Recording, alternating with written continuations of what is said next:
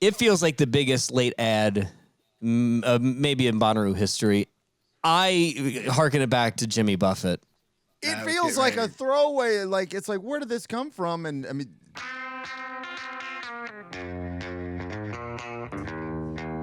welcome into the What Podcast, which bands this year that matter. I'm Brad. That's Barry. It's Lord Taco. Guys, did we invite Brian? I just jailbroke. Why is Brian went here? Into the portal. Went into the portal. Is everything and got okay? another one. Something is off. I don't know why Brian is in his grandfather's kill room. What is that? Grandfather's kill room. Do you have a cigar ready to go? Do you have a corncob pipe? What are you doing in that room? What year do you live in? Snifter. 1955 is when this room was built. Thank you. Okay, Doc Brown. Okay, Doc Brown. Got it. The Brady Bunch. What the Brady Bunch family. Does Barry's shirt say Biggin? Biggie. Oh my man! Oh my God. I love how Barry is so street all of a sudden. What in the hell's happened last year? How you living? How you living? Great. Yeah, I know. Great. I'm living great. Yeah, no, I think I made a joke. Barry made a joke. I made a and he joke. can't remember it. Grace, no. It's that infrequent. No, You gotta go back to 1955. Grace sent a. It's somewhere in that room with Brian. Grace sent a text that the baby had blown out its diaper, and I said, "I love it when you call me Big Poopy," which I thought was hilarious. Oh, that's kind of And cute. My friend, That is kind of cute. my friend found this T-shirt like that next day at a yard sale and got it for me. So That's really I love it cute. when you call me Big Poopy. Yeah. It's adorable. Well, it's great to see you, Brad. How are you? Well, I'm fine, but I need to start by. Speaking of Big Poopy. I really have to apologize. Barry, Russ, Lord Taco. There's no reason I should have left you with Brian. I'm so sorry. But I do understand why. You understand, Brian, why you got chosen, right? The reason why you got plucked out of obscurity to come on to the biggest podcast in the history of music festival podcasts. I do not know what you're about to say, why that reason is. Go ahead, Because Brad. Barry's terrible with names and he couldn't go past Burr. That's right. I needed another B. I needed a BS. The alliteration is important. Yeah. He didn't. Yeah. He could not go any further with any other names. You try to give him a Connor, he's fucked. Yeah, he's not gonna do it. Right. Never gonna happen. No, and obviously the other reason is Brian said yes. Yeah. Yeah, we couldn't think of anybody Yeah. else. So, How's everybody? How's everybody doing? miss you something terrible. Miss How you. are you? Miss you. How's everything up in New York? It's fine. I mean, it's miserable. Hold on. It's hold on, miserable. back It's up. very cold. It's like the 7th snowstorm of the year. It's a lot. What do you want? Go ahead, No, I Brian. was gonna say, New York. I mean, I've been up there with you a couple of times now. I know. Guys, do Other you than want the weather, to know it's pretty something? awesome. You know something crazy? I give I can't believe I'm about to say this, but I give Brian Stone so much credit. This dude is so much fun to vacation with. Like he is the quintessential never say no. I could take him to quite literally anything, and I did. And he true. never said no. I could not believe how good he was in this city. Miserable in New Orleans, but fantastic here.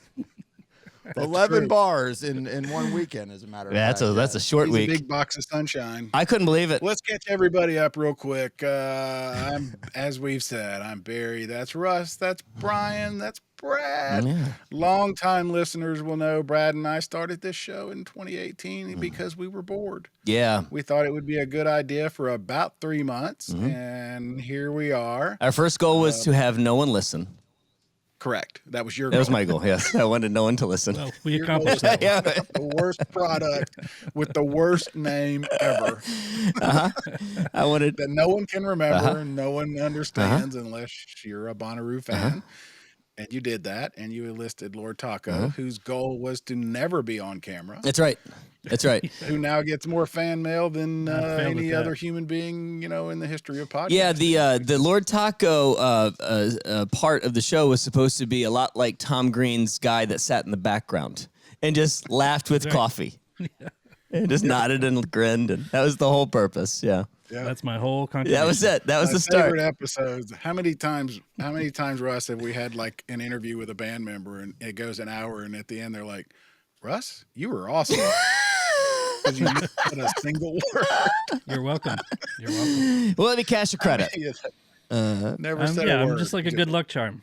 Yes, you are. Yes, you are. I miss you guys a lot. I guess it sucks to be back on the show that you got fired from.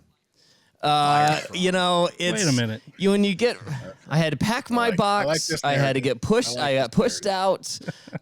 Nobody. Anyway, so but ever since I've been gone, I've had 2 interactions that were really interesting. I won't say who the head of the label was, but ran up to me and was like, "Oh my God, I hate the new guy." No, I'm kidding. No, he goes, I love the podcast, and I still listen to this day. And this is the head of a record label. So, I mean, you guys are still, crushing it. And then the other one that I had, and I'd be really sad if I didn't bring this up, but I have become really strangely friends with Matt Pinfield. And you guys will know Matt Pinfield if you are if you're above the age of, 35, but he was so instrumental in us growing up and finding rock music on television. And we had dinner one night and I had not met him yet. And so he walks up to me and before he said anything, he's like, "Podcast. I love the podcast." And I couldn't believe like Matt Pinfield had cared or even know anything about my career. And so we started talking about it. And he's just such a lovely man, and he's in a battle for his life right now. I wish that I had prepared a little bit more, but you guys know me, preparation. I'm not doing that. But he's got he's in a coma, and he's had a stroke, and battling for his life. So I know that there is a link to help him and the family, and I'll share it with you guys later. But yeah, those are the 2 instances I've had since the show, and both of them very. I don't know. I was sort of stunned and impressed that it was still looked at as fondly as it used to be. So congratulations, guys. That's very cool. One of there's a couple things we wanted to have. We haven't caught up with you in a while, so we wanted to have you on the show today. Definitely going to get your picks. As Brian has said, it's very difficult for either Brian or I to say anything nice about you. There's not much. And so I think that was it. I think I just did Got it. But the other thing is you've always been really good at sort of like going through the lineup and saying, don't miss this act. These are the don't sleep ons. Mm-hmm. And so I want to get that from you today for sure. Just general thoughts on the lineup. Nobody cares. Stop it. Nobody cares about my picks. Not true, Stop Brad. it. The only not true. reason you're here. We've It's the had only people reason. ask. That's it. But I do think that one thing that probably has gone forgotten is I probably owe an explanation as to why I left in the first place. We never really talked about it. Well, look at that. Brad prepping for our show for us. Thank you, Brad. I didn't say I prepped this. I wanted to ask what you've been doing. I also want to ask what you've been doing. Why did you quit the show, Brad? Well, look. Why'd you leave us? Why'd you break up with Look, us? there was no. Was it Brian? Was it Russ? What happened? God, you guys are just so pushy. No, I think that I think that Brian knows this really, really well because for all the shit that we give Brian is a fantastic broadcaster and he's a very, very professional radio guy. He's doing this for a very long time. No, I'm serious. And he knows this better than anybody. To do this and to do this effectively, you got to have 2 things, a point of view and authenticity. And coming on every week, I wasn't being authentic and I just had lost a point of view. And if you keep faking it, the audience is going to know it. And I try to tell any talent that I work with this. I try to tell any, even musicians that come through my purview. If you don't have the authenticity, they're going to see right through you. And at some point, you look around and, although I love Bonnaroo and it gave me some of the greatest moments of my life, it gave me some of the best friends in my life. I just couldn't bring myself to get past. Yeah, I might come. And that was doing a disservice to you guys and the time that you spent on this show. It gives a disservice to the audience. And, I just couldn't continue feeling like I was wasting everybody's time. And so and plus you guys want to do this. In the last but not least, I don't have time anymore. And the time that I do have, the last thing I want to do is sign on to another Zoom. I probably spend 30 hours of my life on a Zoom. I can't 30 hours a week of my life. So those are the reasons. And I knew you guys are going to be fine, because the thing about Bonnaroo is that, you guys are in driver's seat of, not only being the biggest music podcast in the history of podcasting, but you have this ecosystem that's going to keep it alive forever.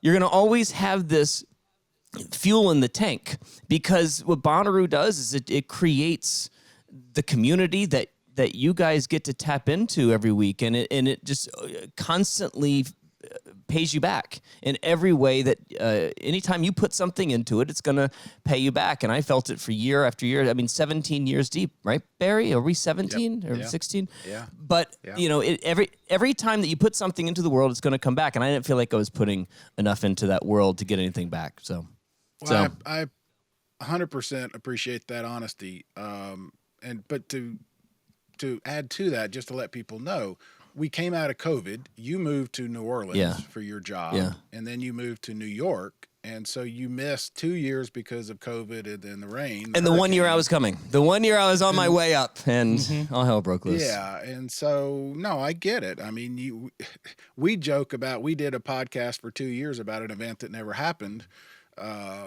And then you couldn't come for 2 years. Yeah. So I get it. Well, I could. I listened. You were going to come on and talk about something that you hadn't been to. Yeah. I listened. 4 years. I talk to Evan Bonnaroo about this all the time, right? I mean, this dude takes 10 days off of his job to come down to Tennessee, which I find to be, pat him on the back, give him a round of applause to do that. I don't know where I'd find 10 days.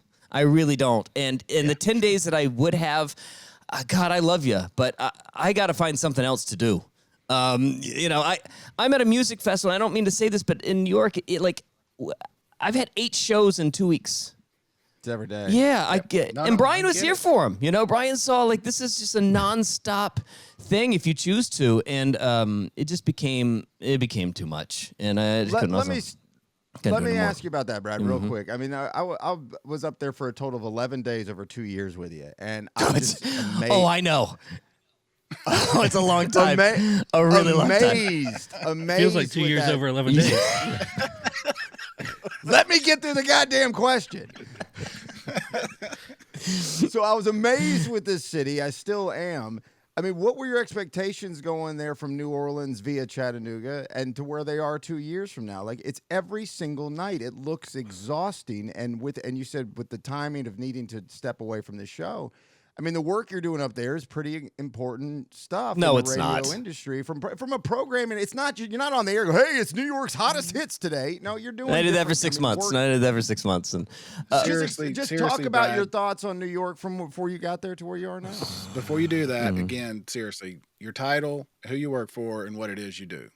Because it is relevant. I don't even know, guys. I mean, that's your Grand Poobah. It's a regional programming thing, and I've got stations in Detroit, Miami, Richmond, Virginia, my hometown, and the New York one, and then some online properties as well. So yeah, it's an all right gig, Brad. It's an all right gig. Yeah, it's okay to be busy with. Look, the company. You're not doing sports updates and the company Odyssey provides me. I-24. The company and Odyssey provides me a very comfortable life in the most expensive city in the world. Let's just be honest. So it's not a bad gig, and I say this to anybody that listen. I don't work on a roof for a living, so I'll take it.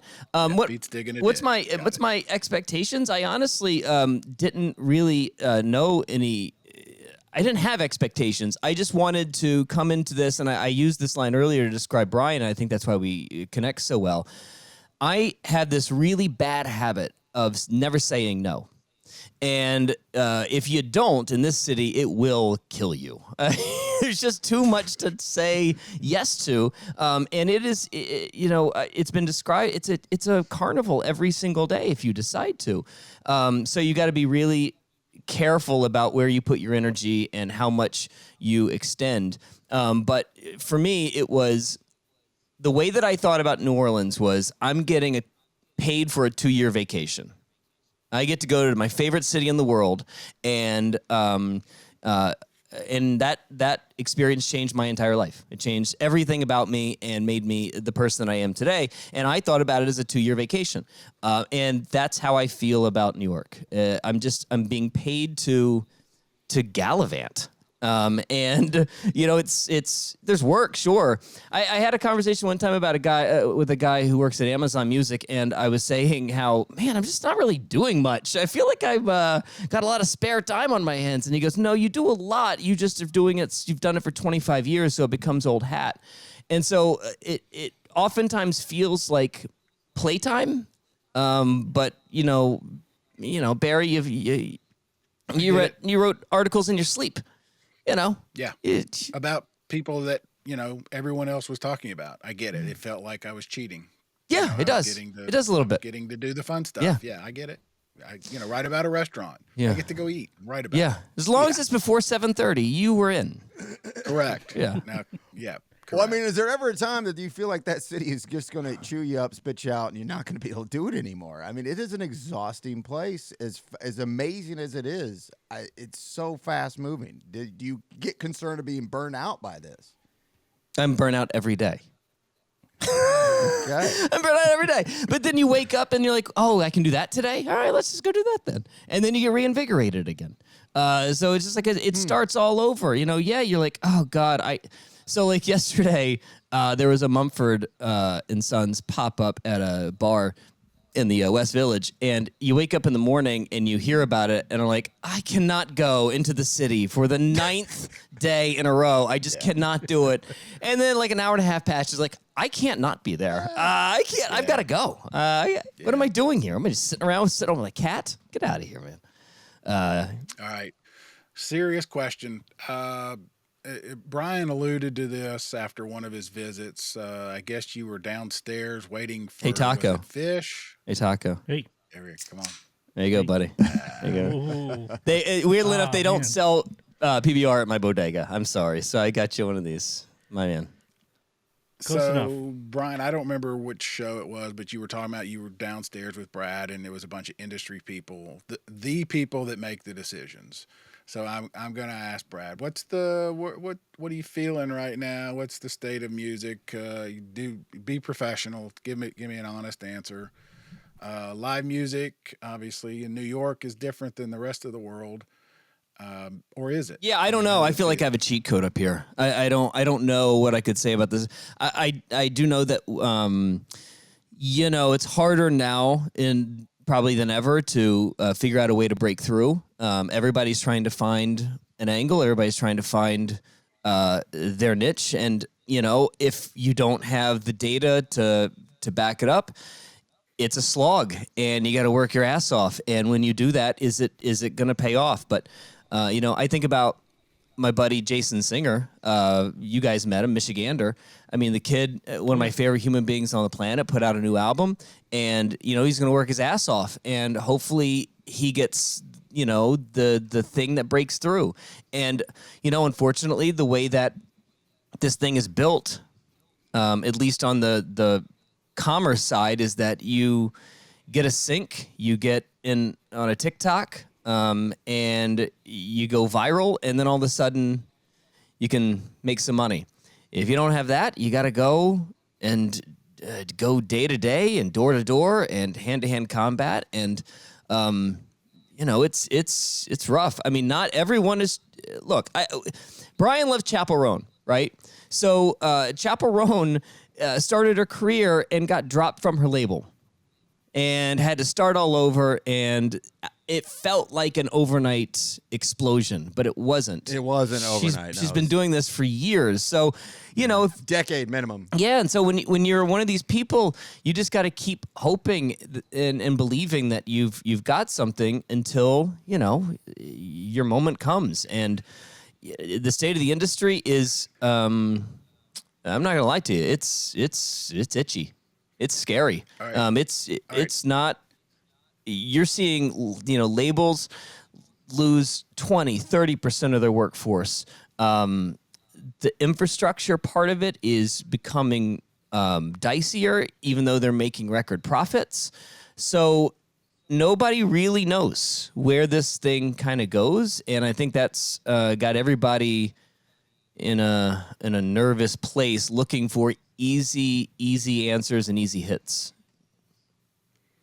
All right, I'm gonna bring it back around to the Bonnaroo a little bit. Speaking of easy answers, Baby. That's why you left. couldn't be left So out. proud of Where the hell you. did So Taco proud of go? you. Cheers. Oh, I missed that. So you've seen it. So when you were here in Chattanooga, you were whatever program director of a mid-market Chattanooga radio Small station. market, yeah. Small market, and you and I started going to Bonnaroo, and we met people like Michigander, we met Warren Treaty, we met those guys who were trying to break in, and then got to watch them grow and become, Grammy winners. Just stop you right there. I mean, look at what Warren Treaty did from the day that we met them, right? How great was we that? had no How idea who great they was that were. day? They changed us literally sitting across the table from them. They couldn't have been sweeter. The hugs, the tears, and then all of a sudden now they're on the winning Grammys, and a single with Zach Bryan. Give me a break, man. What That's a story. What I want to ask what a about. story. We've seen that. We've watched that. So, those kind of moments. How is it different? Is it different to you? It's the thing. It's the thing that keeps me. It's the thing that keeps the fuel in the tank, man. Yeah, It keeps. That was an amazing day. So that kind of stuff is the thing that keeps me quite literally alive in this thing, because about 2 years ago I stumbled upon this band. I fell in love with them. I started sending them to everyone in the industry.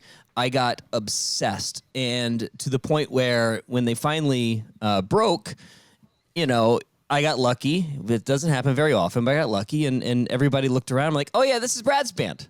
This is Brad's. These are Brad's guys, and now I'm like friends with their dad, and their dad's best friend, who's a pain in my ass, but God, I love him. The band is Royal Otis, and they're gonna be at Bonnaroo this year. And if there's one band that, I say this every year, I bring the whole camp to. You guys are coming with me to Royal Otis. They are absolutely have blown up. Beyond my wildest expectations, but 2.5 years ago, 2 years ago when I found them, I thought that these kids, if we could get them to America, they're going to explode, and they did. That's the thing that I love so much about this. So you can make a difference. I mean, we all can make a Brad Steiner difference. can make a difference. Let's not You and I overstate talked this. Let's not about overstate this this. many No, times. let's not overstate this. No, I think that everybody can make a difference in this industry if you truly believe in something. But I don't know if there are people in this thing that'll say that they discovered Cage the Elephant, as if there wasn't a massive plan for this band to Right, break it's like anyway. Discovering a mountain. Yeah. I get. Yeah, it's like discovering a mountain. It was there. Look, I found the Tennessee River. I've always thought that was funny. Yeah. I discovered a continent. Well, we have a Good for president you. who thinks he found the Gulf. Let's be honest. I know. No, but that's the part of it that's really fun for me that I truly do love. I don't know if you have, I don't know if you can really make a difference. You feel like you do. Boy, you're told that you are, but the cynic in me, I don't know if you really are. I don't know, but that's the part I love the most. I'm into two bands right now that are New York bands that I cannot stop talking about. I just saw one of them last week. I'll see the next one in a couple of weeks. One band's The Backfires, and the other is RC Drive, ARCY Drive. I played this for a bunch of people in my life, this RC Drive, and Taco, Brian, you're going to love this. But the main response that I got from playing this band for people is they said, you like this because it sounds like a dive bar. It does sound like a dive bar. That's my guy. Those are my guys. I gotta check this These out. are my guys. Yeah. Yeah, I saw it on one of your snaps or somewhere, and I immediately thought that this is probably one that I might like. Yeah. Well, let's talk about the Bonnaroo lineup. When it hit on that Tuesday, I mean, I know you weren't anticipating it like you have in the past. Some of that's changed with everything. We've already gone over that. First thoughts, what did you think? Well, I know been a month. tough to anticipate something that you find out like 10 days before, like That and too. that like and when I saw it, I was like, oh, this is good. It's really good. I want to ask you guys though, when you saw it, I'm sure that you had a really positive reaction like everyone else did, but did the wind get taken out of your sails 2 days later when you saw the Gov Ball lineup? Did that change? I got it written down right here to ask you almost that exact Did that thing. change? Did that change the narrative at all in you guys' world? Go ahead, did. Barry. Yeah, it did me. It felt like we've seen this before, and yes, it made the Bonnaroo one less special. I thought it cheapened the whole damn process, the whole season, and I wondered if it was flipped the other way, which I know they strategically did this, probably. Maybe I don't know that, but I think that. What if the Gov Ball came out first and a week later we're looking at Bonnaroo seeing the same thing? We'd be like, this is lame as it gets. So I don't know how to feel about that exactly. Let me add, it did just in that sense of this is what we talk about all the time. But as a as a fan, is it going to change my opinion of Bonnaroo? No. But from this show's point of view and everything we've talked about, it did. Does that make sense? It does. I would say that. Look, I think that what you see is the homogenization of everything that this world is, right? I mean, there's only a few people that can really operate these festivals, and C3 is going to, maximize their ability to, spread artists that they have agreements with through all of their own properties. So, of course, there's going to be spillover. I think what the kids at Bonnaroo do that they can locally control is really the secret sauce. Nobody else has Giz 3 nights, Nobody else can add an Arcade Fire at the last minute.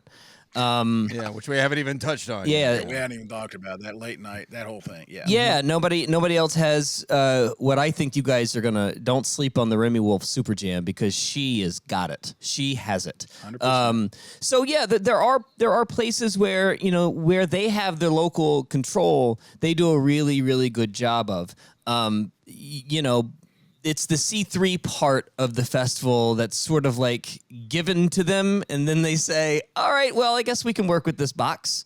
We can work with this box of goods. Now we just got to add to it. I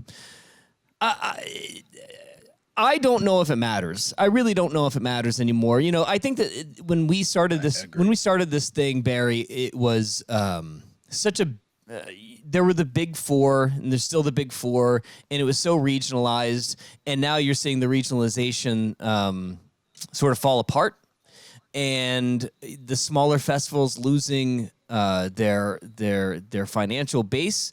These companies, they're losing employees.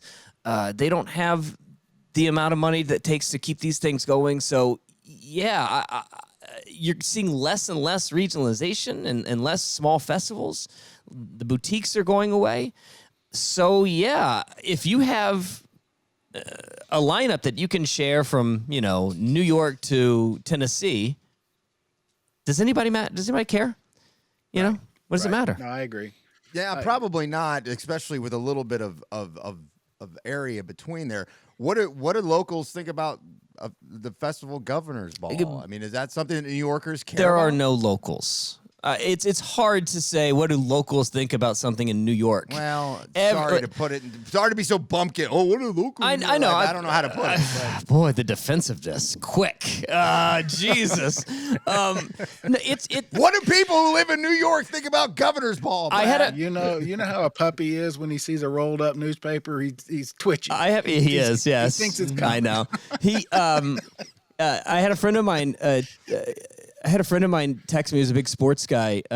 He goes, "Oh, is anybody talking about the Knicks in town?" No, No, like I don't know. You know, like I can't. You can't speak Yes, for people are 12 talking million about the people. names. Like you cannot say like, oh yeah, by and large, the only I know, but come on. There's a little bit. I mean, it's a big festival. I mean, Gov Ball is an interesting one because so many people still relate it to going to Randall's Island, and that was a pain in the ass.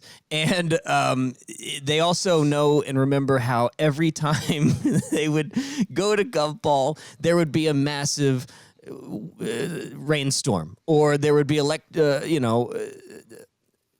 lightning So strikes. they don't care. Lightning strikes that cancel. No, I just think it was hit with so many bad pieces of luck year after year after year that last year they finally get into the Queen's Park, and they get a really good spot. The location now is set and firm. They get a great lineup, so it feels like they just started. Sadly enough, you know, it feels like they finally got everything in place, and now they just got to hope for the weather. Right. We had a good interview with Tom Russell of Governor's Ball last year. Remember that? Yep. Yeah. He was I love that talking dude. about all I love that that, dude. trying to- Mm-hmm. Yeah. Former super great Superfly guy. Yep. dude. Yep. So along those lines, back to when I saw the Governor Ball and when we saw the Bonnaroo lineup, to me, and Brad, this goes back to one of our early shows when we had Steven and Brian on talking about when we went to Knoxville and how they build lanes. When we came out of Bonnaroo last year, Russ and Brian, you will remember, Brad Parker sent me a text and said it's a Renaissance year. It feels to me, to your point, that they've sort of figured out the formula again, and I'm stress again because they do it every couple of 3 years. They had to deal with the boutique festivals. They had to deal with the fact that there were thousands of festivals all of a sudden, and so they had to kind of reinvent. This lineup to me, because of the lanes as we've talked about, and the giz and the extras, the late night, the arcade fire that came out of nowhere this week, the infinity stage, they keep value adding, I guess. On top of everything they've done outside in the plazas already. Correct. Yeah. Correct. So that to me feels like, and that I guess I'm just curious if you see that industry-wide type of thing too. They have to do it. You got to adapt. You got to change. It's a camping festival that tries to get 80,000 people. I think that I understand what you're saying about lanes 5 years ago. I don't think that lanes exist anymore. I think that the thing that I've at least witnessed going from, I mentioned, Chattanooga being a small market, New Orleans being a medium-sized market, and then to New York, the thing that feels so monumentally different about the three is the access to data and the way that they use data. You would be shocked that they have, I'm going to bet that C3 and these entities have so much data that they knew the same person that's buying a ticket for Luke Combs is buying a ticket for Dom Dalla. These are the same people. They have the same exact, that's not a lane. So, Okay. there's no connection between Luke. There is. Let me back that up. There is a connection from Luke Combs to Waxahachie to every other country artist that you can find. But Billy Strings. But I promise you, there's more of a connection between the Luke Combs and the Dom Dalla fan and the Justice fan than you probably think. I just use Justice because I don't have the lineup in front of me. But those kind of things are a lot more connected than you would imagine. Okay, that's I get what you're saying, and I think we're saying the same thing differently. When 5 years ago, 10 years ago, 15 years ago, when this idea of lanes was introduced to us, it was much narrower. Yeah, that's right. It was. That's right. It was. What I'm seeing is it is broader. When you look at this lineup, it is that type of fan. I think we're gonna go see a Dom Dalla. I think the idea is that there is the genre-ing that we believed in as four guys that are over 40 is You're the youngest guy that here, doesn't Brad. boy it shows. I think that I think the point is that the genre defining thing doesn't really exist in anybody under 35 anymore. So it's I guess that's true. So it's harder to draw one of these really clear paths that, yes, there are going to be the people that go from Mount Joy to King Gizzard. Yes. That's going to be very easy for them to draw a straight line to. But these kids, get off my lawn. The kids don't have, they're not tied to genres anymore. Because by the way, all of those kids that are going to go see Dom Dollar going to ICP later.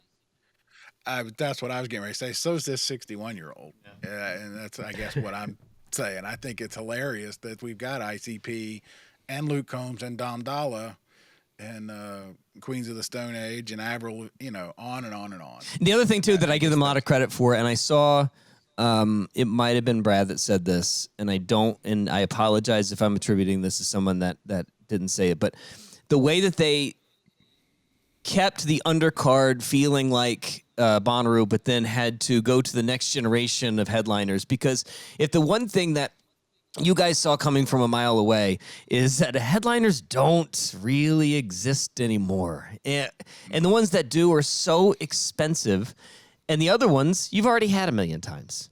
Right. So you've got to go to a different world for headliners. And is Olivia Rodrigo a headliner that anybody would have been happy with 5 years ago? Or someone like her 5 years ago? Well, she was in preschool 5 years ago. Yes, I understand that. Or someone like her. I think that people would roll their eyes at it. But if they're going to go to the next generation of superstars, they've got to start putting people on that aren't necessarily the clearest Bonnaroo fit. Yeah. I mean, Brad, that's an interesting thought, because every thought of mine, Brian, is interesting. I know all of them, every single one of them. Because I think 5 years ago I would have thought exactly that. Like, this is ridiculous. This Rodrigo, what are we doing here? This Rodrigo. This Rodrigo. I've been conditioned to be looking for this. To be angry. You're conditioned to be angry. You're conditioned to be upset. Yeah, I am. I know. To be looking for a Lizzo. To be looking for something that I'm not necessarily even wanting, and that might be a testament to the way that the festival's held up for all Do this you long. guys remember the arguments that we had hearing people say that Lizzo wasn't a headliner? Yeah. Yeah. I mean, at the time, she cannot be the first female headliner that we have at this festival. Well, that was we a could serious... go into the weeds on this one if we want to. Yeah. I won't, but we know where people's minds are coming from on this a lot of the time, I would say. I don't know. Fair? No, I don't think that. I know where you're going with that, and I don't agree with you. That was as much as she. It could have been any. People are awful, Brad. Yeah, you know that. Been any. Okay. All right. So you mentioned some names already. Who are the other Brad Steiner? Oh God! By the hand? Hang on. Let me get. I got to get my phone. I got to look at the lineup here. Hang on. Right. Are you anti-phone now, Brian? You're anti. No, what is the problem? Guys coming on podcast doesn't bring lineup with him. Come on, Brad. You know how this works. It's crazy. There is a box of Google sitting in my hand that I can access at any moment. Yes, you're right. I didn't print out the festival lineup, Brian, and highlight it. So New York. And then, He's so New York. oh yeah, the phone. God, so. I don't need you. You don't have to print it off, Brad. It'd be better if you did. I think that I'm gonna, Brian. The first thing. No, you're supposed to memorize I'm it. not. Laminated. I'm not in love with Thursday. It's not really for me. I'm not going to be one of the Luke Combs, Dom Dalla girls, but I understand that they're out there and there's a lot of them. But I will say, Brian, if you don't know him, you need to be at the Marcus King show. Oh no, I know Marcus. Okay, Yeah, because that's got Brian written all over it. Yeah. I mean, Blues, What about Southern Joey rock. Valance? What about Joey Valance and Bray? You into the whole Beastie Boy EDM-y thing? No, it's not EDM. It's yeah. Gen Z Saying that. Beastie Boys. Yeah. yeah. It's Beastie Boys, but it's got a little drumming sort of. Yeah, it's okay. I think for Brian, it needs a bigger belt buckle. You know, I don't think it's big enough. Allman Brothers cover band. Yes. Yeah. That Bell bottom. Maybe if they wore bell bottom. Which, by the way, that's the only Knee thing that he socks. liked about the Kendrick show. It was like, hey, he's wearing my pants. Those were good pants. Those were great jeans, Brad. I know. Those were fabulous jeans that Lamar was You were wearing. all Lamar. Lamar, This Lamar. Rodrigo and Lamar. God. Could you be more like They're good undercover racist? Listen to this guy. Okay. Oh my God, his name is Kendrick Lamar, not Lamar. What? Anyway, yes, you're the Whatever, only man. you're the only one I thought of during that during that performance because of those pants, because those were so, he robbed you of your pants. I fade in and out of fashion, my friend. Was he Those are wearing? great looking Was he jeans. wearing tube socks underneath? What's the over-under? I love the kids from Wildorado.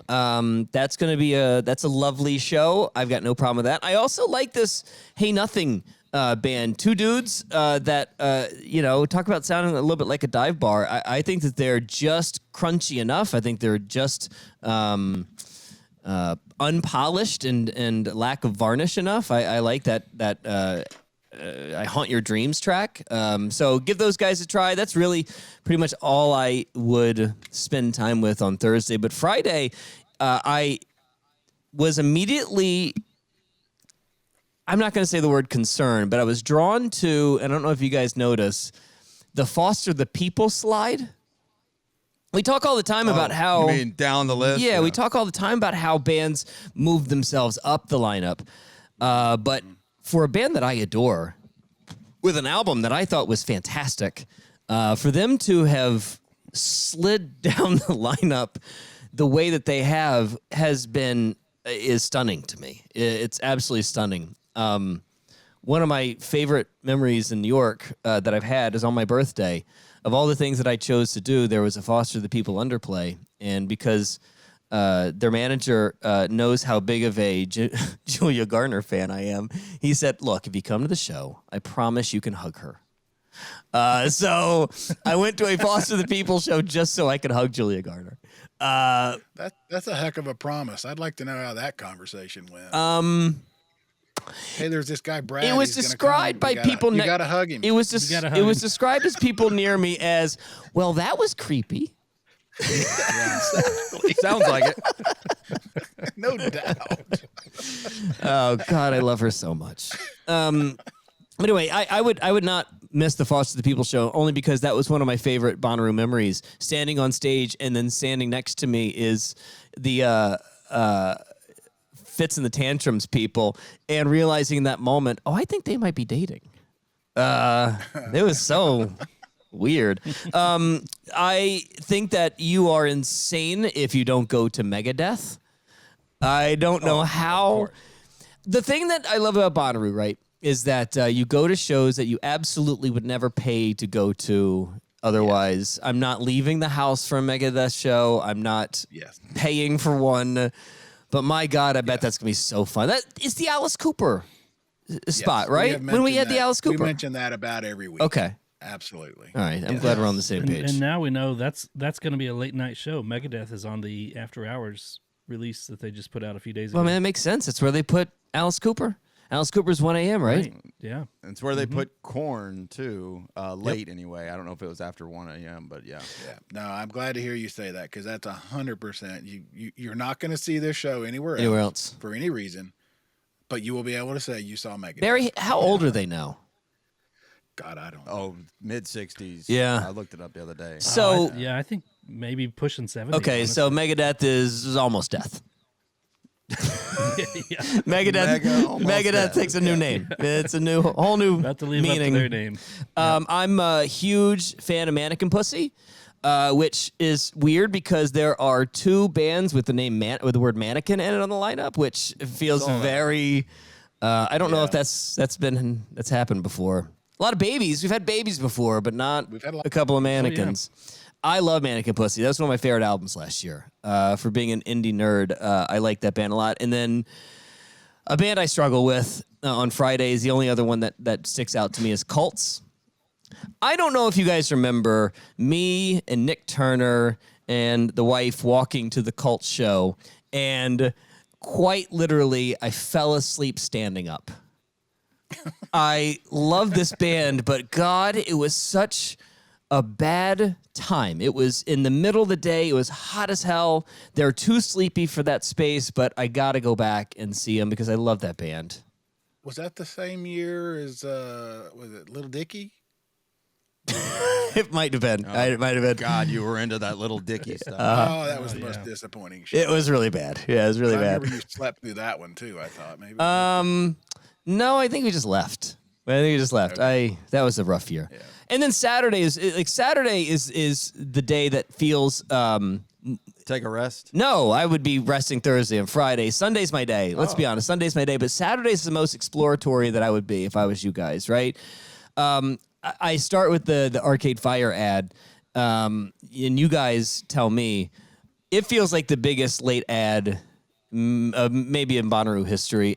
I hearken it back to Jimmy Buffett. It I was feels getting like a ready. throwaway. Like it's like, where did this come from? And Yeah, I mean, Arcade Fire was one of my favorite shows ever. Ever. And so yeah, I'm with you. This is like, oh, by the way, are you kidding? You know? Yeah, the juxtaposition of what well, let me ask you this. Arcade Fire one night, and then the Black Keys. Arcade Fire doing it with 12 people on stage, and then Black Keys the next night or the night before doing it with 3 people on stage, doing this, having the same billowing sound and the same full experience was just 2 nights in a row that I thought were just magical. Yes, Miss Taco. Sorry. Well, I got to ask you this: what is this an Arcade Fire performance? Because the way it's worded is very weird. It says Arcade Fire presents Santa Pirata. Yeah, and they're What does being that mean, very presents? Yeah, we don't know. Yeah. I've heard this might be like a DJ act. It's not a DJ. No, it's not a DJ set. It's not a No. DJ. I think So what is I think that Wynn is trying to reset the Arcade Fire narrative, both sonically and maybe personally. But look, I have a tough time talking about Arcade Fire. I spent way too much time with them in New Orleans. They're from New Orleans. They live in New Orleans, not from New Orleans. They live there now. They have such a ingrained existence with the Prez Hall people, with so many people that I adore in that city. Wynn has done a fantastic job being a good beacon for that town. He's got his own crew. You see him at every show. He has never been anything but lovely and kind to me. Really funny, really dry. But there is the obvious, elephant in the room in the allegations that came years ago. And, they're obviously trying to have a new presentation. What that presentation is going to be, I've heard a lot of different things about that. I doesn't really feel like none of it really sticks or makes sense to me. So I would go. And here's the other thing too that makes it so interesting. They're going to present a whole new. I'll put it this way: they're going to have a new presentation of this, and the first time they're going to be doing it is on that stage, right in Bonnaroo. It's going to be one of the first times they present this. That feels risky. The Bonnaroo stage is for something you don't take many risks. It's not for experimenting. It's not for a completely new sound from a very well established artist. This just has so much. It just could go well. It could go wrong. I don't think it's going to. But it's got the feel of this is risky. Maybe that's what makes it so fun. Maybe that's what makes it so interesting for them. Maybe that's what they're trying to look for. But I'm all in on it. I know that we're not gonna get an Arcade Fire on the Witch stage show like in the past. It's gonna be something. I don't know. Do you think there would be blowback if they were on the initial lineup or something? Do you think there's any strategic maneuvering to this at all, or am I looking too far into that? I think if they were on the initial lineup, they would have been completely glossed over. So this gives. So they're putting the spotlight down. We on are it to talking show it. about Arcade Fire, and what I anticipate being new music from them this year anyway. So it's a strategic plan that they have. They're too important. They're too valuable to their management and label for this not to be very, very, very well thought out. If there's anything that Wynn does, it's think things through. So, and sometimes maybe he thinks it too much, but he's not going to do anything on a whim, which makes this kind of exciting. And I dangerous, but exciting. The other thing that I would point to, somebody keep Evan Bonnaroo hydrated for Mountjoy. This dude, I don't know how you guys have seen me nerd out about bands, but is there a dude that loves this band more than Evan Bonnaroo? He's obsessed with Mountjoy. Obsessed with them. Yeah, I mean, I've seen his Jack White obsession is there, and then there's the Revivalists too, I believe, and so Mountjoy is one of his obsessions. Mountjoy, John Mayer, Revivalists, and Jack White. Huh? He loves. Somebody keep him alive for that show, and then. Well, Mountjoy. That I mean, I'm a big fan too, so I'm looking forward. I am kind of into Action Bronson. He does all the things musically that I appreciate, and then adds hip hop and Wu-Tang on top of it. So I don't know if that's going to be to a track or to a band. I hope it's to a band, but musically, dude, that guy has my number. You know how much of a stan I am for Olivia Rodrigo, the Rodrigo girl. I love her. I love her. I think that she is. She's my generation's Taylor Swift. I think that she's your generation. I think that she's. Wait a minute. She's such a good songwriter. The way that she. Your I know. Taylor Swift is your generation. Yeah. She's such a good songwriter. I find the way that she chooses phrases and certain sentences to be so unique. I'm a huge fan. I'm going to go to Gigi Perez, too. Talk about a sweetheart who's trying to find her way in this industry. She's got, TikTok heat. She's got a track that has blown up called Sailor Song. Her mom is her manager, and she is the sweetest mom that you've ever met. She just walks around hugging everyone. I love that. And then if you're not at Rossi, Russ, I'm upset. Let's back up for a second. There is a band called Rossi. I was gonna say Rossi and Barry can't. Then swim, Barry right? can't That's where swim. I'm going with that. Yeah. Where is the band named Brian Needs a Girl? If you had that, everything would be fine. What are you, my mother, Brad? Get out of here. Brian ain't happy. You're gonna get a girl over there, Brian. I'm worried about you. Look at the room you're sitting in. No woman would walk in. This feels like home. Are you eating? Are you eating? Brian, we gotta work on it. All right, we gotta work on All it. right. Yeah. We're gonna get it a long way real quick. Sunday. Yeah. Move on. You said that's your day. Yeah, I like James Arthur, even though he might be a tad too sad boy pop for a lot of people. I want to see what Bill Murray is, just because I'm a huge Bill Murray fan. That dude, if you know the band Attack, he started this little project called Bill Murray, and you guys know how much I love Bill. I was trying to figure out what you were talking about. Bill Murray, all one word there. I'm not familiar with this. Yeah, he's Bill Murray. Yeah, I'm doing it because I just want to talk about the time I met Bill Murray. Yes, of course. And you got a few pictures, and he's your good buddy now. Yeah, in Chicago. Oh, I see it now. Okay, Bill Murray, Bilmurri. Yeah. Bill Murray. Okay. Bill Murray. Yeah. go Brad, on. tell you about that time he met the real Bill Murray. Have I ever told you guys that story? Once or twice. I am gonna go see Big Gigantic because I liked their stuff 8 years ago, and I'm still holding on to that band. I love them so much. I'm gonna go see Barry Can't Swim. For obvious reasons. I swear to God, if the Bonnaroo people do not let you on that stage to introduce Barry Can't Swim, I would burn it down. We do need to work on this. Yeah. But we can make that happen. But side note, it's a really good show, guys. He is fantastic. Really? Yeah, I like him a lot. Spend time with Barry Can't Swim. And honestly, Barry, I do every week. show up shirtless. I think this is the day you go shirtless. Oh, Show up in swim trunks. Maybe a onesie. You could be in a one piece. Okay, now that I could do. Everybody's coming with me to wear it for the yeah. wear it for the pool party, then wear it for Barry Can't See, Swim. there you go. Everybody's coming with me to Royal Otis.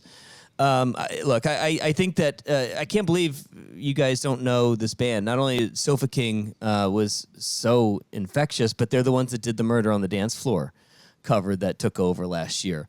They did the Linger. They always finish with Linger. Two Australian kids, Roy and Otis. Otis is just the most charming, beautiful front kid you've ever met, who's just so soft-spoken and lovely. He's got a voice like an angel.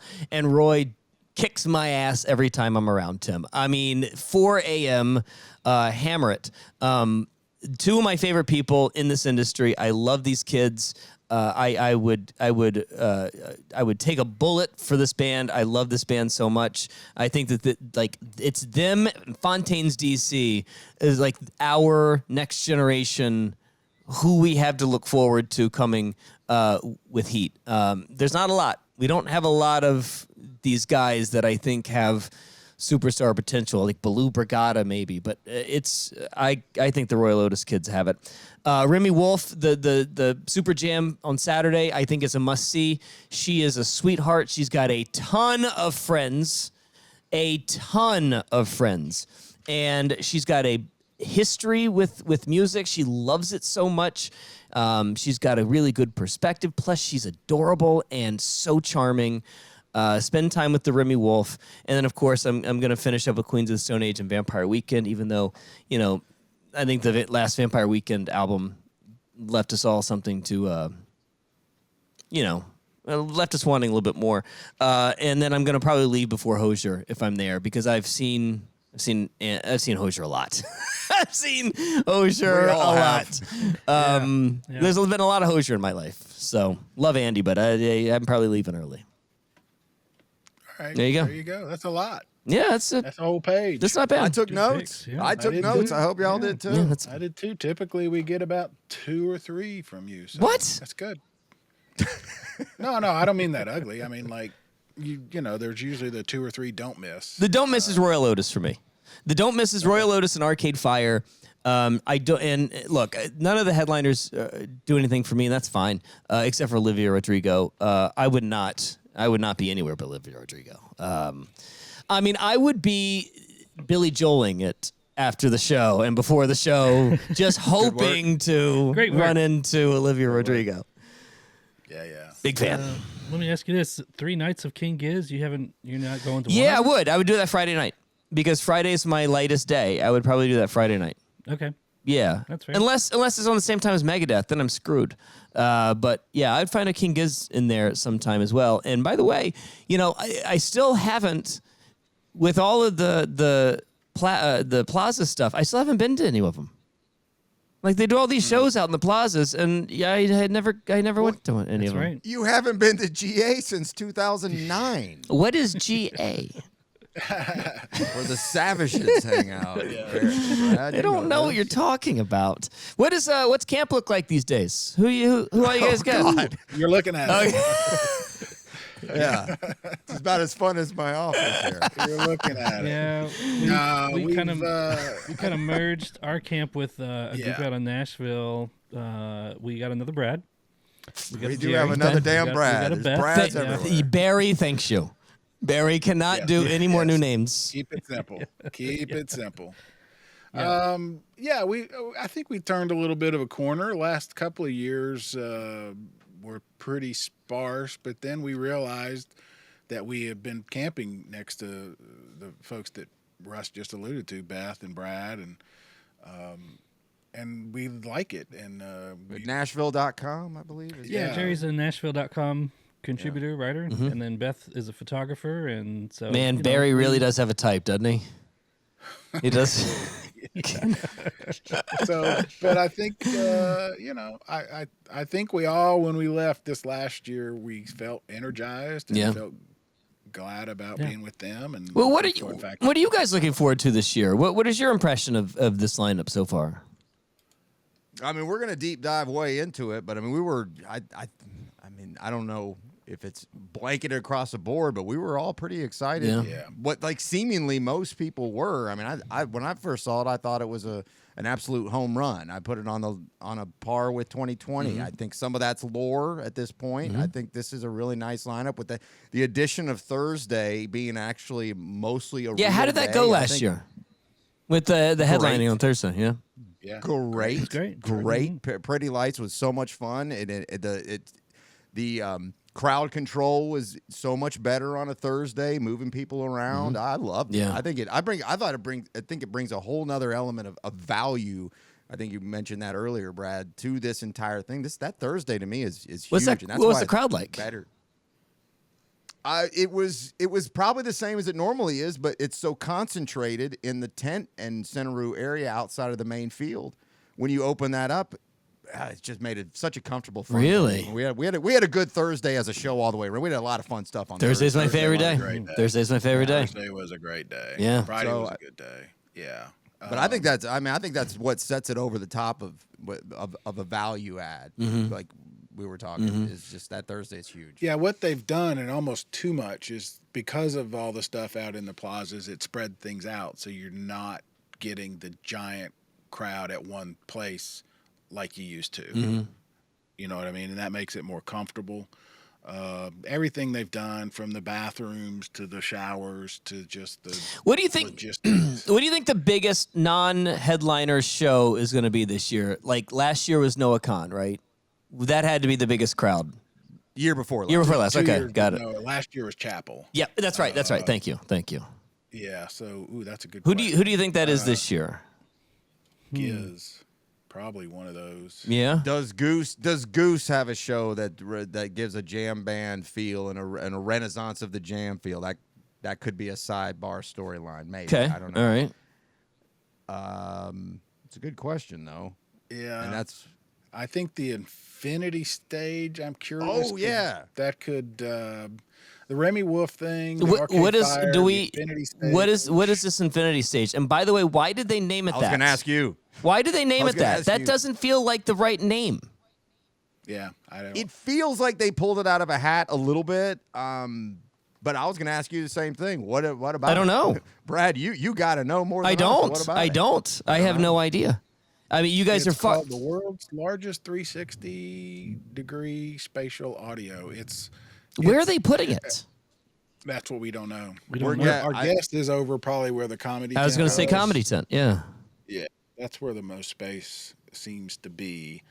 Originally, I think some of us thought it was going to be similar to like the Sphere, but Brad Just Parker, just conceptually anyway. yeah, not Brad like, pretty much no. It's a 360 audio. I don't think it's got video and all that kind of. But you will stand wherever you're standing, and you will hear the music completely surrounding you. Okay. We don't know how big. You know, I mean, is it 100 people, 5,000 people? 10? We don't know. Okay. My first guess is with it being a brand new idea, it's probably not going to be that great. We're going to think it's going to be really cool, and it's probably not. Conceptually, it'll be fine, but Surprise, surprise. Brian hates it. well, come on, it's a first-time thing. It's a first-time thing. Of course, it's not going to be that great. Oh my God. Everything can't be great all the time, guys. It's got to be the best ever. Literally the best ever. Literally. Hey, do you guys do a day like a weekly check-in about how Brian said Paul McCartney wasn't the greatest show ever? Do you just remind him of that every week, of how wrong he has been about so much? Every week you could come back and say, "Hey, let's go through the Rolodex of the things that Brian's gotten wrong." You didn't think Paul McCartney. Yeah. You didn't even It go was to the fine. show. It was fine. You didn't even go. Fine. You didn't even go to the I show. didn't go proper. Like, I mean, I went, but we do have some. this was Brian- 12 years ago. Yeah, but It's gonna be a new segment on the show. Yeah, I will say, I'm very happy that the lineup doesn't have a Red Hot Chili Peppers on it. You know, I'm really happy that they didn't like try and force and cram in another Pearl Jam set or an Eminem, somebody that we've just seen over and over and over. I actually agree. I agree with you. I agree with you very much. Yeah, I'm just looking. What's the closest? I can't even think of. I mean, Queens of the Stone Age. maybe. Yeah. Yeah. But I'm still curious. I'm pumped about Queens. Yeah. Oh, I am too.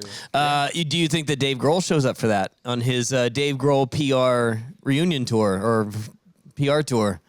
Because I Had enough of Dave. Well, you shouldn't, because I think that Don't care. I have this sneaking suspicion that something Nirvana is happening, right? Because they keep popping up into high-profile moments. yeah, and it sounds like shit every time they do it. Like, enough. Nirvana Why should I- overrated. No, I'm the biggest Dave Nirvana 90s guy. Dave you know. Nirvana, What do you Dave mean? Nirvana, What do you mean? Dave Nirvana. Lamar, and that Rodrigo. What do you mean? What do you mean? I should care about Dave. All I've done is cared about him my whole life. Now I kind of don't. What are you talking about? Well, because I think that they're trying to set some. I'm not saying you should care. Okay, don't care. I don't give a damn if what you do. But I think that there's some. If you're not paying attention to this, every time that there is a big profile jam ability thing on TV, Dave just happens to bring Novoselic and Pat Smear out. Right? Okay, so this is an Arcade Fire, Dave Grohl, like Kinda. come together, kumbaya. Well, I think that what if they're setting up a Nirvana reunion, like do 6 dates around the country, and they just get different singers and guitar players in each one of these shows, and it starts at Coachella with Post Malone. It'll sell a lot of tickets. I don't have any information about this, by the way. It just something I was feels. gonna say this is a hell of a rumor. No, it's not a rumor. I just this like why is this happened? Yeah, we just made it. Why has this happened multiple times in the course of 3 weeks? These things just don't happen by accident, man. Like they plan these things well, out. Oh, that's right.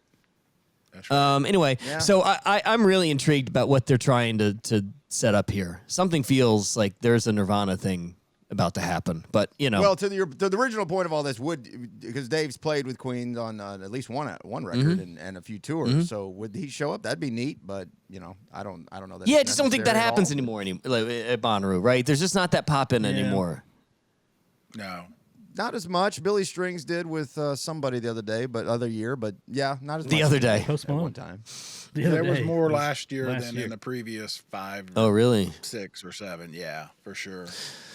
No, everything the last several years, and even when you were still doing this with us, we ask, is that planned? What happened to those impromptu things? And it was just sort of it wasn't Bonnaroo. It was that's what they wanted to do. Well, when you have everyone holding a communicative box that can get you in front of 6 million people in a blink of an eye, and you sound like shit.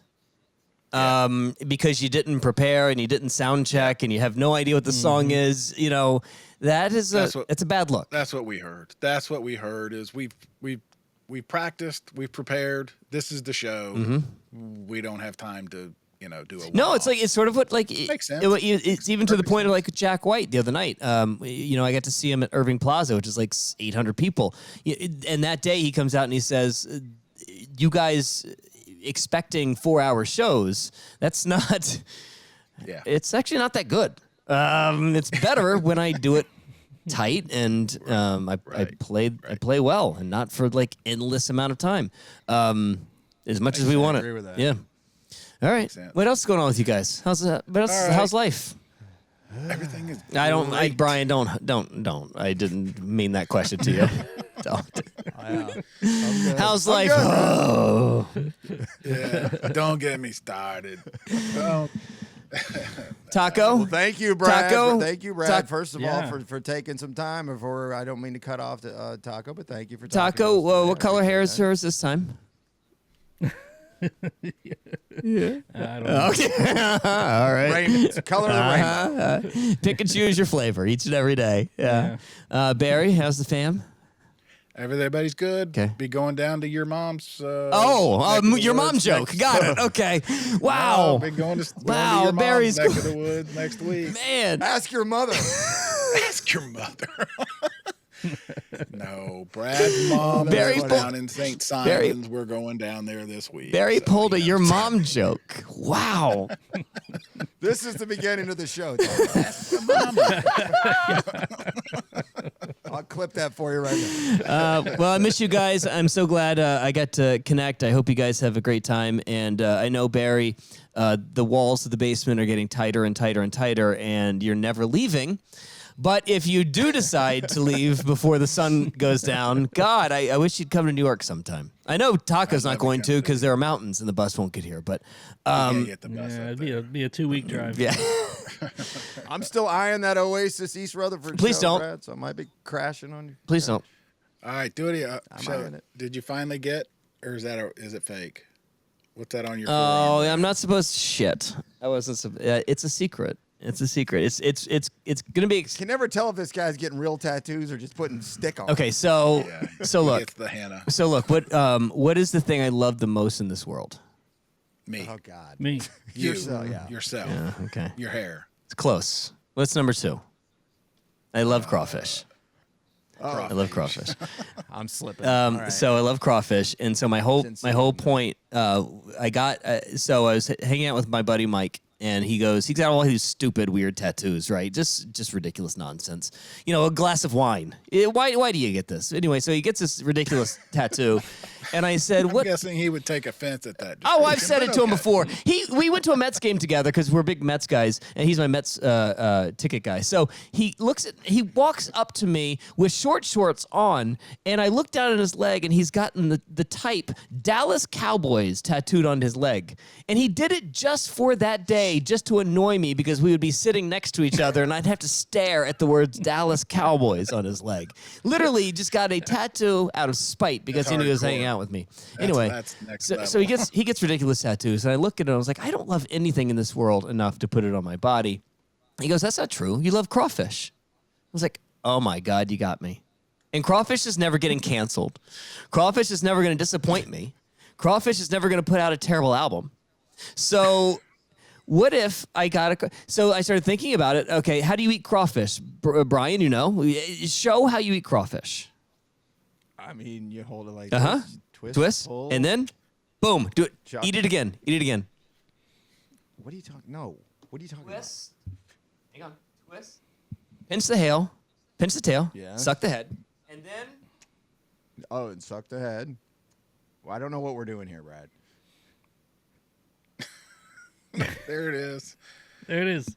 All right. So the idea is to power play while I'm standing at a crawfish boil over the table, and every time I eat a crawfish, I power play and show my tattoo, which is a crawfish. Oh my God. Nice. That's a power play. I didn't is. know where this was going. I didn't know this was a thing. Yeah. And that's real? Huh? That's It real. is real. It is real. My first ever, and probably only ever. Okay. Yeah. Sometimes I don't understand how this relationship works. You can trash me for everything. Trash me for everything in the world. And then you show up with a bug. crawfish tattoo. You got a bug. Brian, on your arm. you have a triangle. A lot of triangles. There are a bunch of triangles. Okay. Yes, you're right. You win, buddy. Triangle. Yes, they mean a lot. I'm Got him. not trying to have a contest. Triangles mean a lot to you. They're very important to you. I know. Very big deal. Anything else?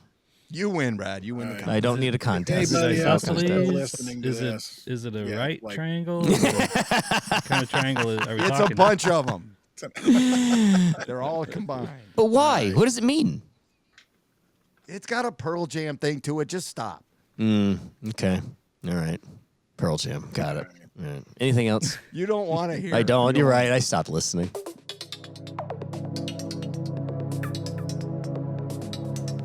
Well, guys, that was everything, like I said, that I feared it would be. It's great to have Brad back on.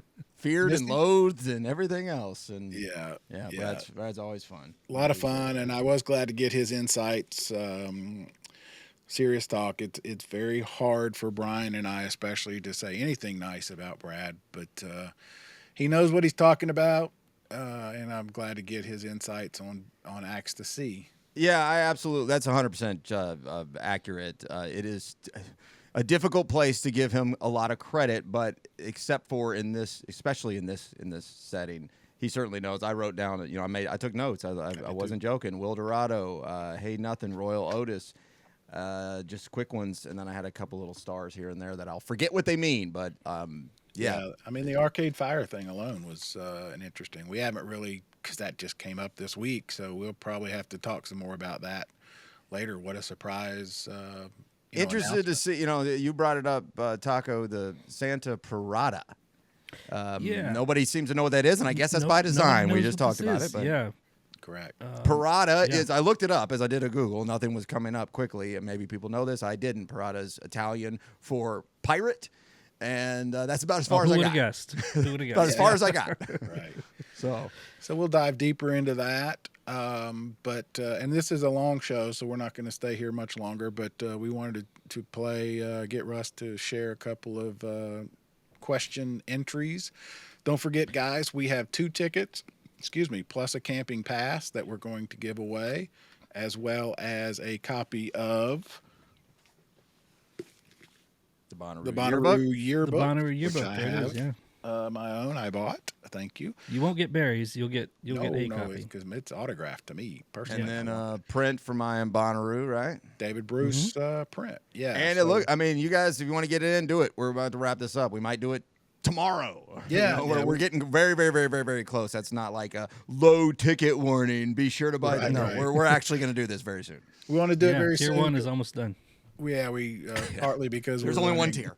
We're running out of questions, but also so that you guys, whoever wins, can make your plans. So we understand that. So we're gonna pick those soon. We have a guest, and I'm always hesitant to announce ahead of time a show guest because things can happen. But we are going to have somebody on from C3 coming up very soon to answer a lot of your questions that we're seeing, on all the socials about camping. And so the question this week is basically, if you have a question that you want to ask somebody from C3 about camping, and I'm using that as a general umbrella term. Yeah. However, call it whatever you want, RV, tent, whatever your question is. Your accommodation setting, Correct. what are your questions on that? Which the way it's gotten pretty convoluted out there, and I don't mean that in negative connotation, those questions are certainly valid. Yeah, since they've gone to the a la carte sort of way, and then there's still the questions: can I bring propane? Can I bring a grill? Can I bring this and that? And we're gonna get those answered. I can tell you for a fact, the one thing we have learned from the very first is do not bring glass. Yeah, That's about the that's only pretty thing much you're the only rule, guaranteed yeah. to get That's a nailed. hard no. So anyway, Yeah, so- we might. You mentioned Discord. We might do maybe a Discord Q&A session if you want to drop questions. The what.co/Discord. Join us in there because Brad's in there, and we might try to get some questions lined up for next week. So if you want to be a part of that, and then also go to thewhatpodcast.com. There's a link there. You can submit your questions for this week's contest entry. You can email, you can fax, you can leave us a voicemail, you can submit a video, you can record yourself talking, send it in. So all that's on the website. And we've got a lot of entries already, so thank you for that. Let's get a couple of them, shall we? Yeah, I want to just jump real quick because I'm looking sorry. at the entries, and man, it always impresses me that people who listen are from literally all over the country. I think that's so cool. Iowa, Montana, Texas. Thank you guys. Thanks for listening. It means a lot to us. Very much. And thanks Great point. for responding. It always amazes me how broad the fan base is, but also, as I've said 1,000 times, how we all seem to have different but similar stories.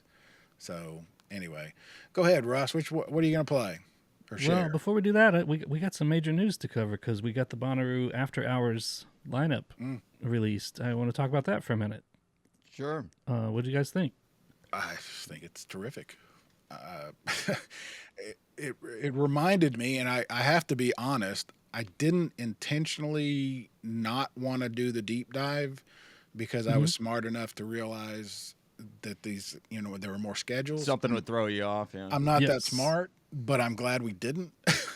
because and there's there's more. so much more to come. So There's more coming. Yeah, we've got a Who Stage lineup. We've got an Outaroo lineup coming. You know, there's a lot more to be announced. But yeah, this After Hours Thursday, you've got Dom Dalla, Insane Clown Posse, Joey Valance, and Bray. That's the one that was recommended to us. That was like a Gen Z Beastie Boys. Yep. So that's Thursday. Friday, Glass Animals, Tipper, Megadeth, Of the Trees, JPEG Mafia. And then Saturday, Justice. And then that's where they announced that they threw in that Arcade Fire Presents Santa Pirata. And then King Gizzard, of course, Gorgon City, and Crankdat. What do you guys think of Crankdat? Don't know the first thing about them. tell you. The only thing I'll say about this quickly is I haven't digested it completely, like because I to Barry's point, I'm still waiting for all the pieces to come out. I don't love all this stuff I want to see being so late. I'm sorry. Yeah. I'm sorry to be that guy. Like if it was How one much or do you want two, to see? I want to see Glass Animals, Tipper, Right. and Megadeth, and that's all after midnight. And the idea to see 3 acts after Right. midnight in one night, and it's not because I can't. I'm It is what? I'm a super night owl, guys. Like just because I don't want to go do anything late doesn't mean I'm asleep. It's just for balance of the day, late night can really throw off of the following day. But I mean, I'm not angry about any of it. I'd like to see Megadeth at 8:00. If I just had to put it that way, that's what I'd rather see. Probably most Megadeth fans would agree. At this point, also I meant to fact check it. Dave Mustaine is 63. In case anybody true. wondered, Dave Mustaine, the Okay. lead singer of Megadeth, is 63. Yeah. So yes, he probably also would like 8:00. But I mean, it's impressive. Yeah. Like it is really impressive to just hey, it's Tuesday. Here's some stuff, and then we almost. It feels like to me as a community, we didn't chew on it enough. It just, hey, did you see Arcade Fire's going to be there? Okay. Like I don't know if Right. that's just because Bonnaroo is we're just kind of conditioned to just always be excited and happy about what I don't know, but I love it. I think it's really. No, really I think it's impressive. great. There are fewer acts that I don't know anything about than the other. I'm like everybody on Thursday I want to see. I don't know anything much about JPEG Mafia or Gordon City or Crank Dad, but everybody else I want to see. So, I even know of the too. trees because they played one of our local EDM festivals Right, right. a few years ago. And this JPEG Mafia, I don't know the first thing about them, but I've seen the name all over. So like this is just a lot of times we get these like here's I don't mean to crap on the Who stage because I love the Who stage, but you get this and like I don't know what any of that stuff is, or here's this kind of Right. throw in thing. I'm sure that's fun, but I don't know. This Yeah. is like a whole nother lineup. exactly. I know.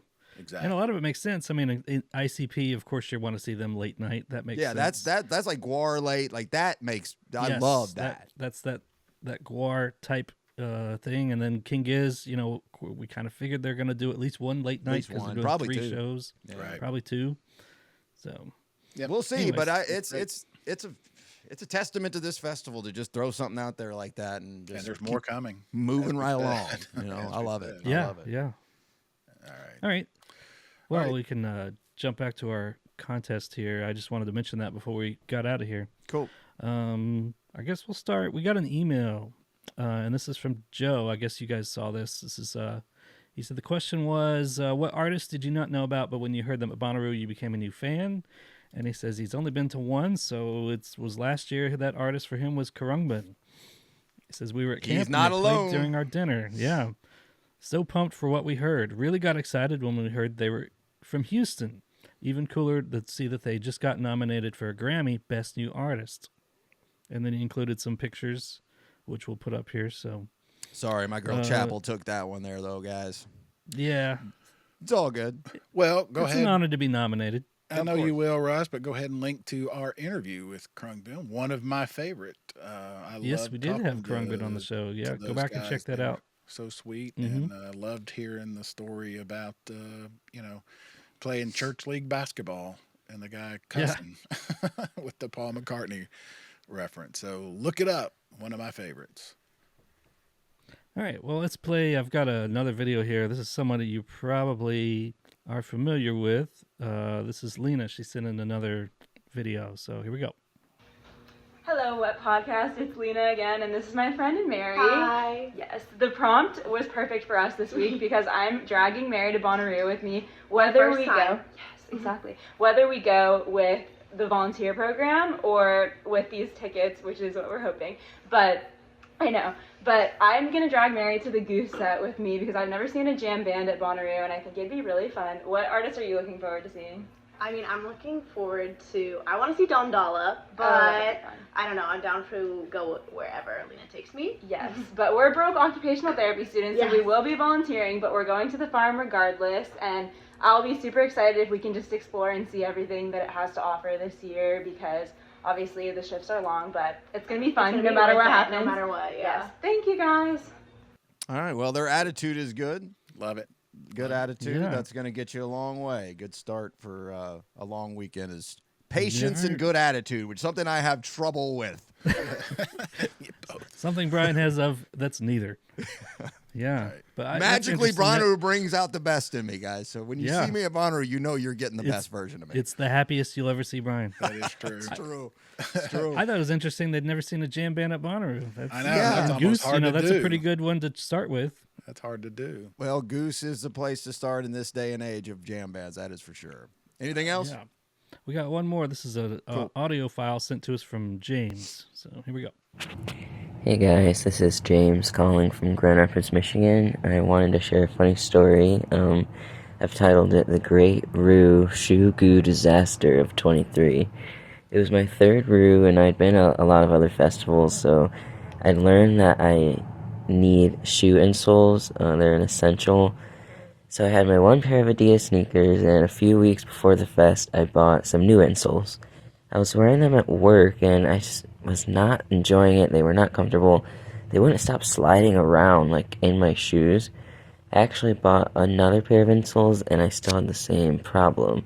So it seemed like it would get really annoying at the festival, and I had this genius idea to somehow glue them or tape them to the inside of my shoes. I ended up getting Gorilla Glue branded duct tape, and voila, my problem was solved. So cut to the festival, everything's going great. I'm getting more steps in than any Bonnaroo before. It's Friday, and I'm at Grizz's DJ set, and I'm trying to meet up with a few of my friends. I find a chill spot, and I kind of think to myself, you know, it might feel good to slip my shoes off and just let my feet kind of breathe, so I dance around for a while, and eventually I go to put them back on.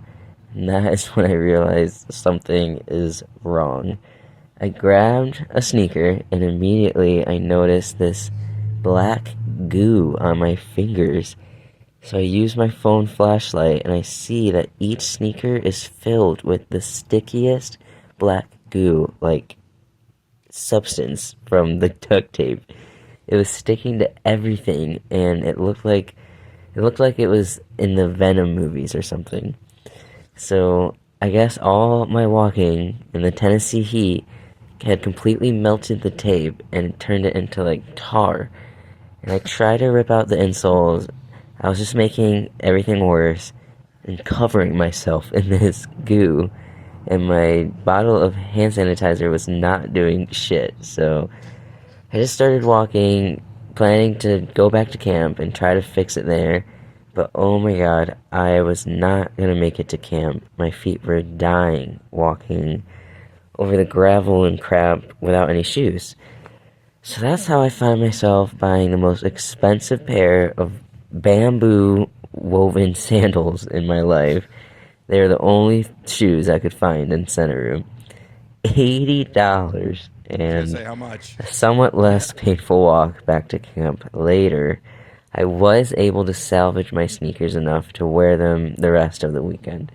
I had to soak my hands in a ridiculous amount of hand sanitizer, and I got maybe 80% of the goo off, but I just had black goo over my hands and arms and ankles for the rest of the festival.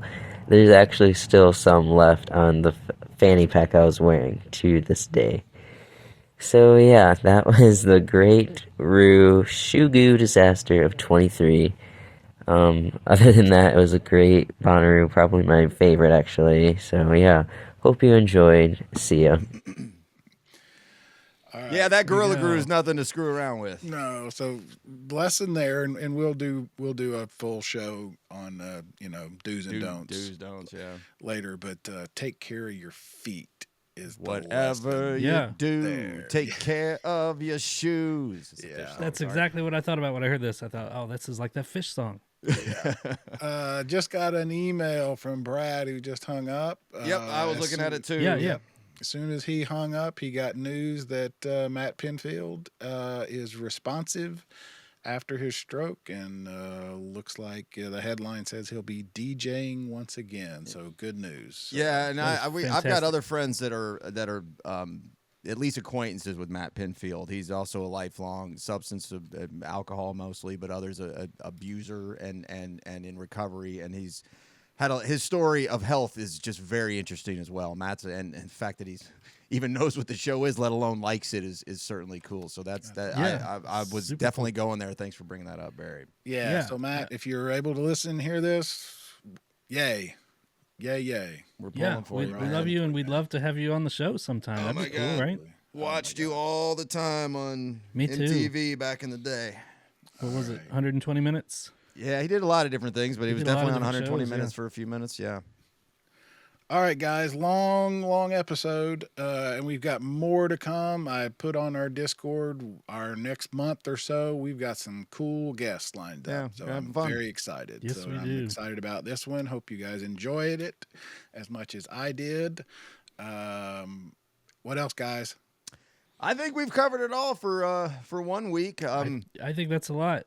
Yeah, make sure you I subscribe. want to talk about the Rock and Roll Hall of Fame eventually. It doesn't have to be. It's not today. We're done. Not but today. we need to discuss this from a what are we even doing here standpoint. Yeah, We'll it's do the that worst- soon enough. It's the worst Good list point, I've yeah. ever seen. So, Well, I'm not quite there, but we'll talk about it down the road soon. all right. Love you guys. you Thanks guys. for listening. Bye.